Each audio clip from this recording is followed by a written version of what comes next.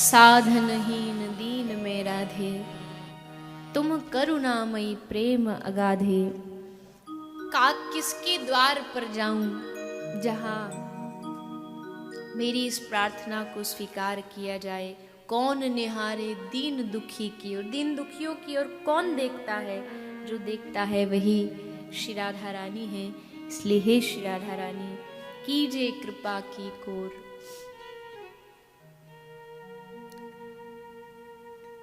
जब श्री कृष्ण ब्रज की सारी लीला को विश्राम करके मथुरा की ओर जाते हैं, अक्रूर जी लेने के लिए आते हैं श्री कृष्ण को। आज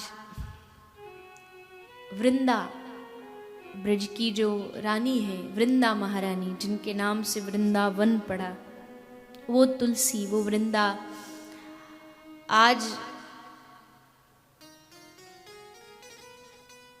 रोज भगवान श्री राधा कृष्ण के लिए सेज सजाती थी, आज सजा रही है। पर आज जब सेज सजाती है तो उसे पता है कि आज ये अंतिम बार है जब वो राधा कृष्ण के लिए सेज सजा रही है। कृष्ण आए, कृष्ण ने आकर के वृंदा से कहा कि वृंदा आज बड़ी देर हो गई, तूने सेज सजाने में इतनी देर क्यों कर दी? वृंदा कहती है कौन सी सेज? विरह कांटों की सेज सजाने के लिए तुम तैयारी कर रहे हो। मैं जानती हूं कि तुम राधा को छोड़ करके जाने वाले हो। कह क्यों नहीं देते राधा से? ये नाटक क्यों? कृष्ण वृंदा के हाथ जोड़ते हैं, हे वृंदा, राधा को मत कहना, नहीं तो वो जीते जी सहन नहीं कर पाएगी। वृंदा कहती है कब तक छुपाओगे? एक दिन तो राधा को बताना ही पड़ेगा कि अब समय आ गया है। इतने में श्री राधा रानी सुंदर श्रृंगार करके, बड़े खुश होके, बड़ी प्रसन्न होकर के उस कुंज में, निकुंज में प्रवेश करती है।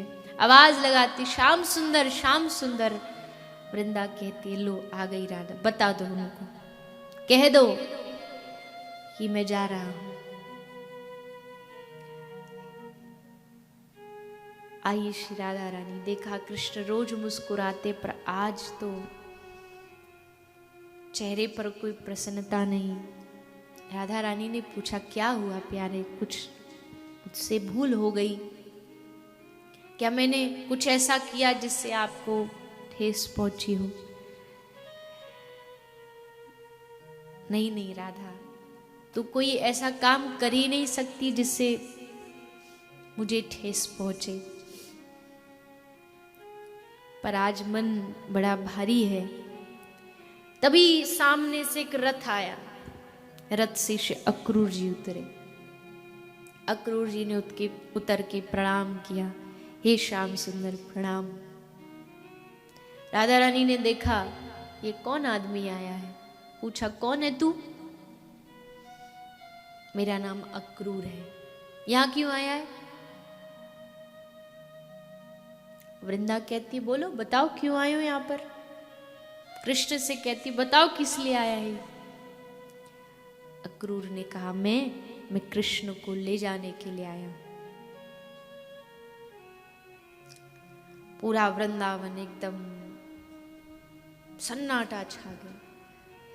ये क्या कह दिया इस आदमी ने? सोचा भी नहीं कि क्या बीतेगी राधा के हृदय पे, सीधा बोल दिया ले जाने आया हूं। क्योंकि प्रेम नहीं जानता ना, वो प्रेम करता होता तो प्रेमी की भाषा समझ आती थी उसे।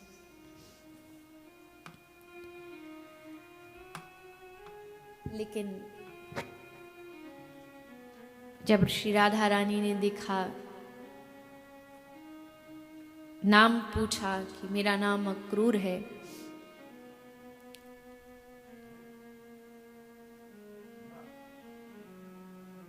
तो ब्रज की गोपी राधा रानी बैठे रहने यार, कोई नहीं बैठने।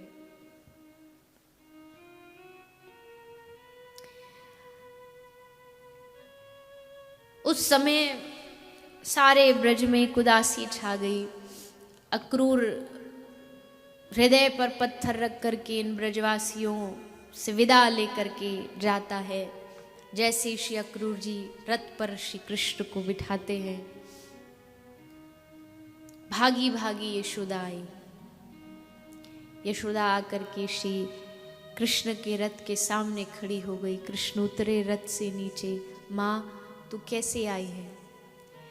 यशोदा की आंखें भर गई और यशोदा बोली, हे कृष्ण, जब रात को अक्रूर आया था तो कह रहा था, आपस में नंद और अक्रूर जी बात कर रहे थे, और अक्रूर ने कहा कि तू मेरा बेटा नहीं है, तू देवकी का पुत्र है।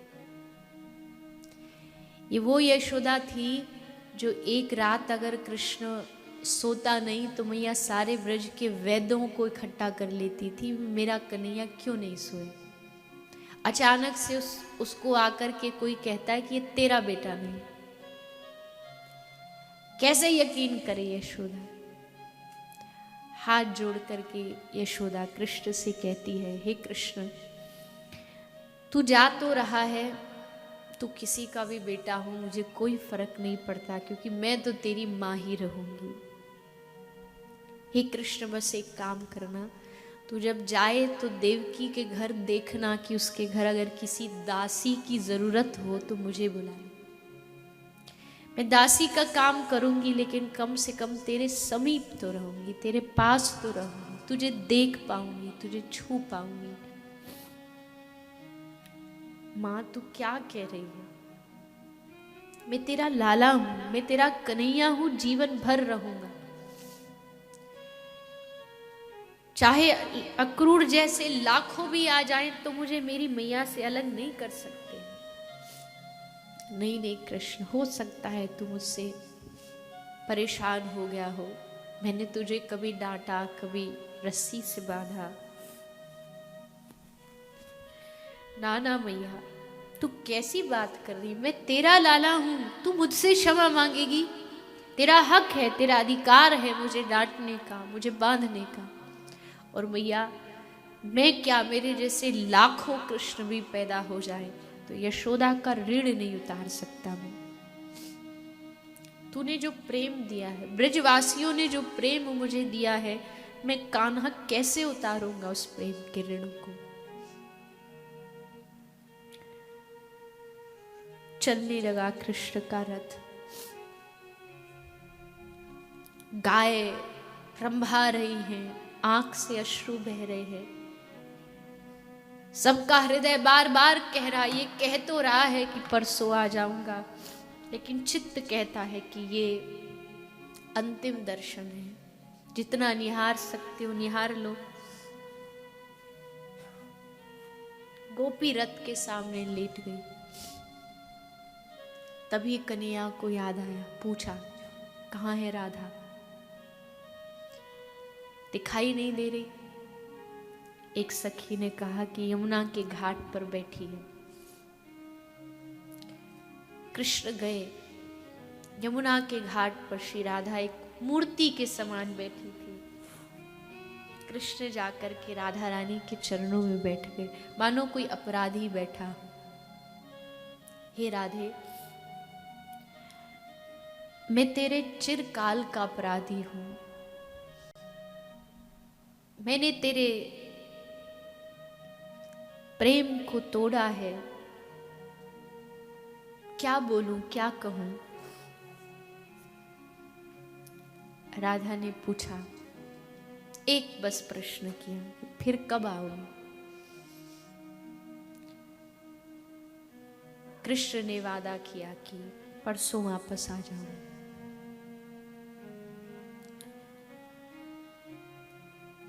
कृष्ण के फेट में एक बांसुरी थी, उसको निकाल करके राधा के हाथ में दिया और कहा कि हे राधा, इस बांसुरी का साथ यहीं तक था, अब ब्रज से आगे इसका कोई काम नहीं। ये बांसुरी जब भी बजेगी ब्रज में बजेगी, वृंदावन में बजेगी, अब इसका कोई काम नहीं, इसे तू रख, ये प्रेम की पहचान है, ये प्रेम की वस्तु।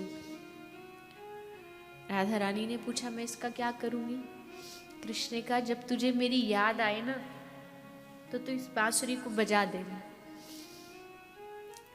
सुन के राधा रानी हंसने लगी, बोले फिर तो ये बांसुरी कभी नहीं बजेगी।